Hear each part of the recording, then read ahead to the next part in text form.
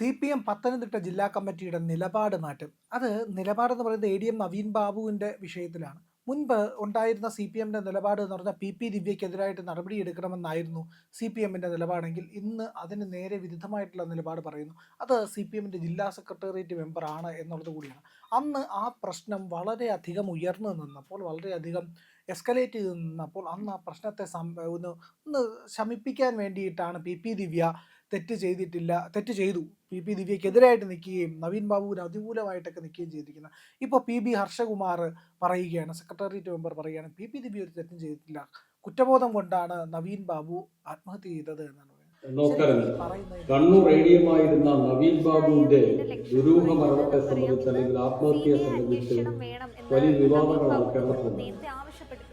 അതിൽ ആക്ഷേപിക്കപ്പെട്ടതാണ് കണ്ണൂർ ജില്ലാ പഞ്ചായത്ത് പ്രസിഡന്റായിരുന്ന PP ദിവ്യയുടെ പരാമർശമാണ് അദ്ദേഹത്തിന്റെ ആത്മഹത്യയിലേക്ക് നയിച്ചത്.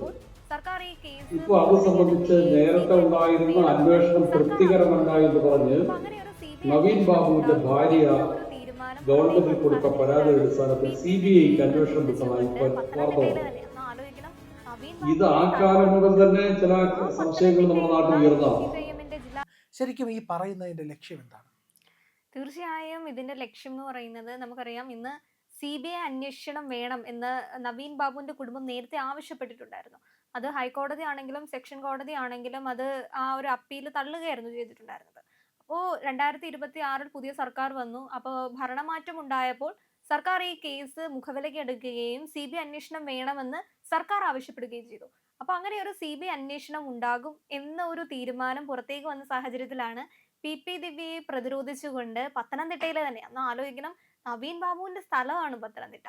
ആ പത്തനംതിട്ടയിലുള്ള CPIMന്റെ ജില്ലാ സെക്രട്ടേറിയറ്റ് മെമ്പറാണ് PB ഹർഷകുമാർ പറഞ്ഞിരിക്കുന്നത്, ക്രൂശിക്കപ്പെടേണ്ടവളല്ല PP ദിവ്യ എന്ന്.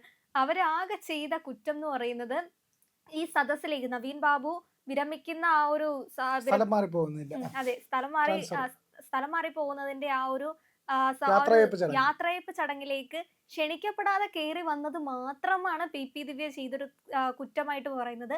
അവര് പറഞ്ഞ വാക്കുകളോ അവർ അത്തരം പരാമർശങ്ങളൊന്നും PP ദിവ്യയുടെ കുറ്റമായിട്ട് ഇപ്പോൾ CPIMന്റെ അല്ലെങ്കിൽ ആ ഭാഗത്തുനിന്ന് ഇപ്പോൾ അവർ കരുതുന്നില്ല. CBI വന്നു കഴിഞ്ഞാലും നമുക്കൊരു ചുക്കുമില്ല, PP ദിവ്യ സുഖമായി രക്ഷപ്പെടും, ഇങ്ങനെയാണ് ഇപ്പോൾ ഈ ഒരു പ്രതിരോധം സൃഷ്ടിച്ചുകൊണ്ട് പറയുന്നത്. പക്ഷേ ഒന്ന് ആലോചിച്ച് നോക്കണം, ഈ ഒരു കേസ് റിപ്പോർട്ട് ചെയ്യുന്നത് 2024 ഒക്ടോബർ 15-നാണ് നവീൻ ബാബു മരിക്കുന്നത്. നോക്കുകയാണെങ്കിൽ ഒക്ടോബർ 14-ാം തീയതിയാണ് ഈ ഒരു വിരമിക്കൽ ചടങ്ങ്, ഈ ഒരു സ്ഥലം മാറി പോകുന്നതിന്റെ ആ ഒരു ചടങ്ങ് നടക്കുന്നത്.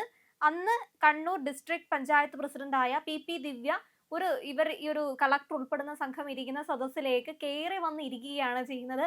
ആരും പറഞ്ഞ് അല്ലെങ്കിൽ ക്ഷണം ഉണ്ടായിട്ടുണ്ടായിരുന്നില്ല. അതിന് PP ദിവ്യ ആദ്യം പറഞ്ഞത് കളക്ടർ വിളിച്ചിട്ടുണ്ടായിരുന്നു എന്നൊക്കെയായിരുന്നു അന്ന് പറഞ്ഞത്.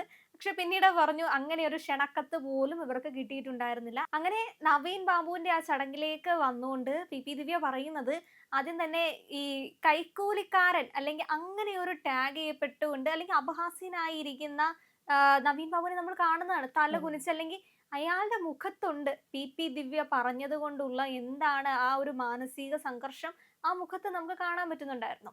അതിനുശേഷം ഒക്ടോബർ 15-ാം തീയതി ഒഫീഷ്യൽ ക്വാർട്ടേഴ്സിൽ നവീൻ ബാബു തൂങ്ങി മരിച്ച നിലയിൽ കാണപ്പെടുകയാണ് ചെയ്തത്. അതിനുശേഷം ഒക്ടോബർ 29-ന് ദിവ്യ അറസ്റ്റ് ചെയ്യപ്പെടുകയാണ് ചെയ്യുന്നത്. തെറ്റുകാരിയല്ലാത്ത, ക്രൂശിക്കപ്പെട്ട അല്ലെങ്കിൽ ക്രൂശിക്കാൻ ഇടയില്ലാത്ത ഒരാളെ എന്തുകൊണ്ടാണ് CPIM അന്ന് സംരക്ഷിക്കാതിരുന്നത്?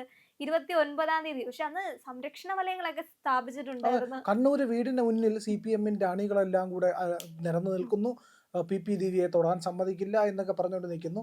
പക്ഷേ PP ദിവ്യ അവിടെ ഇല്ലായിരുന്നു. PP ദിവ്യ ഒളിവിലായിരുന്ന ദിവ്യയാണ് പിന്നീട് കീഴടങ്ങുന്നു, അറസ്റ്റ് ചെയ്യപ്പെടുന്നു, റിമാൻഡ് ചെയ്യപ്പെടുന്നു. അങ്ങനെയൊക്കെയാണ് ശേഷമാണ് ജാമ്യം കിട്ടി പുറത്തേക്ക് വരുന്നത്. ഏതായാലും ദിവ്യയ്ക്ക് വേണ്ടി അന്ന് കണ്ണൂർ CPM, അതായത് CPM വളരെ സിസ്റ്റമാറ്റിക്കലി വളരെ ഒരു കണ്ണിങ് ആയിട്ടുള്ള ഒരു നിലപാടെടുത്തു. കണ്ണൂർ ഘടകം PP ദിവ്യയെ സംരക്ഷിക്കുന്നു, എന്നാൽ പത്തനംതിട്ട ഘടകം ADM നവീൻ ബാബുവിനൊപ്പം നിൽക്കുന്നു. ഒരു ഇരട്ടത്താപ്പുണ്ടല്ലോ, ഒരു പാർട്ടിക്ക് രണ്ട് തന്ത എന്ന് പറയുന്ന സ്വഭാവത്തിലാണ് ഈ പറയുന്ന CPM എടുത്തിരിക്കുന്ന നിലപാട്. ഈ TP കേസാണ് ഓർമ്മ വരുന്നത്. TP കേസിൽ കണ്ണൂർ ഘടകം മിണ്ടാതിരുന്ന സമയത്ത് അങ്ങ് ആലപ്പുഴയിൽ നിന്ന് VS കാണാൻ വന്നതാണ് ഓർമ്മ വരുന്നത്.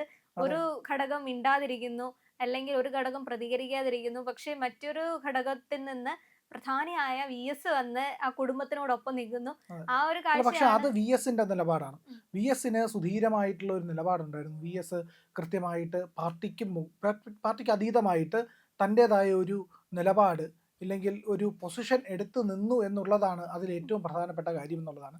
അതുകൊണ്ടാണ് VS എടുത്തത് ശരിയായിരുന്നു എന്ന് പിന്നീട് തെളിയുകയും ചെയ്തു. VS ആണ് ശരി എന്നുള്ളത് ആ ഘട്ടത്തിൽ നമുക്ക് ഇല്ലെങ്കിൽ എല്ലാവർക്കും സമ്മതിക്കേണ്ടി വന്നു.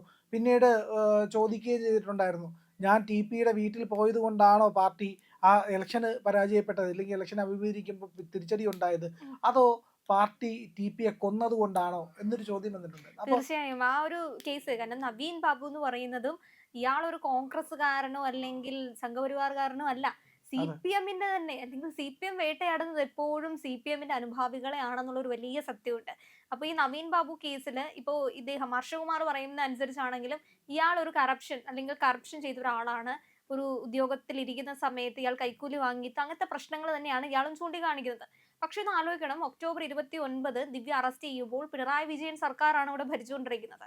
അതിനുശേഷം മാർച്ച് 8 ഇവർക്ക് അല്ലെങ്കിൽ നവീൻ ബാബു കറപ്ഷനിൽ ഏർപ്പെട്ടിട്ടുണ്ട് അല്ലെങ്കിൽ കൈക്കൂലി വാങ്ങിച്ചിട്ടുണ്ട്, അങ്ങനെ ഒരു കാര്യം വരുമ്പോൾ അന്ന് അന്വേഷണ ഉദ്യോഗസ്ഥർ ഉണ്ടാവുകയും ഒരു പ്രൂഫും എന്ന് വെച്ചാൽ കറപ്ഷനിൽ നവീൻ ബാബു തെറ്റ് ചെയ്തിട്ടുണ്ടെന്ന് തെളിയിക്കാൻ ഒരു പ്രൂഫ് പോലും ഉണ്ടായിട്ടില്ല. കാരണം അയാൾ കറപ്ഷൻ ചെയ്തിട്ടില്ല എന്ന് മാർച്ച് 8 തെളിയുന്നുണ്ട്. മാർച്ച് 8 2025. അന്ന് നമുക്ക് ആലോചിക്കണം, പിണറായി വിജയൻ സർക്കാർ ഇരിക്കുമ്പോഴാണ് അതെ ഇങ്ങനെ ഒരു റിപ്പോർട്ട് പുറത്തേക്ക് വരുന്നത്.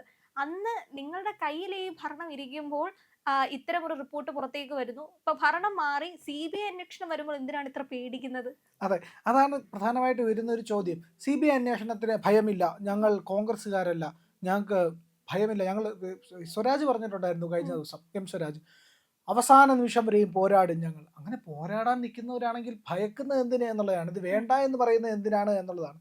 അപ്പോൾ ഇവിടെ പ്രശ്നം അതല്ല, കയ്യിൽ ഇത് മറ്റേന്താണ് ഭയമുണ്ട് എന്നുള്ളതാണ്, മടിയിൽ ഘനമുണ്ട്. മടിയിൽ കനമുണ്ട് ഇത് എന്നുള്ളത് തന്നെയാണ്. ശരിക്കും അവരുടെ തന്നെ ഒരു സ്ലോഗൻ ആയിട്ടൊക്കെ എടുത്തു വെക്കേണ്ട കാര്യമാണ്. എത്ര കേസുകളിലാണ് ഈ മടിയിൽ കനമില്ല എന്ന് തെളിയിക്കേണ്ടി വരുന്നത്. അതോടൊപ്പം തന്നെ അന്ന് ഈ PP ദിവ്യയുടെ കുടുംബം CBI അന്വേഷണം അന്ന് സർക്കാരിനോട് ആവശ്യപ്പെട്ടിരുന്നു, അല്ലെങ്കിൽ അങ്ങനെ വേണമെന്ന് ആവശ്യപ്പെട്ടിരുന്നപ്പോൾ അന്ന് മുഖ്യമന്ത്രി പിണറായി വിജയൻ പറഞ്ഞിട്ടുണ്ടായിരുന്നത്, നമ്മുടെ കേരള പോലീസ് ഉദ്യോഗസ്ഥര് നല്ലതാണ്, സജ്ജമാണ്, പുതിയൊരു ഇൻവെസ്റ്റിഗേഷൻ ടീമിനെ ഏൽപ്പിക്കേണ്ട കാര്യമൊന്നും ഈ കേസിനകത്തിലില്ല, ഇത് വളരെ നല്ല രീതിയിലാണ് കേസ് മുന്നോട്ട് പോകുന്നത്, ഇങ്ങനെയായിരുന്നു പറഞ്ഞിട്ടുണ്ടായിരുന്നത്.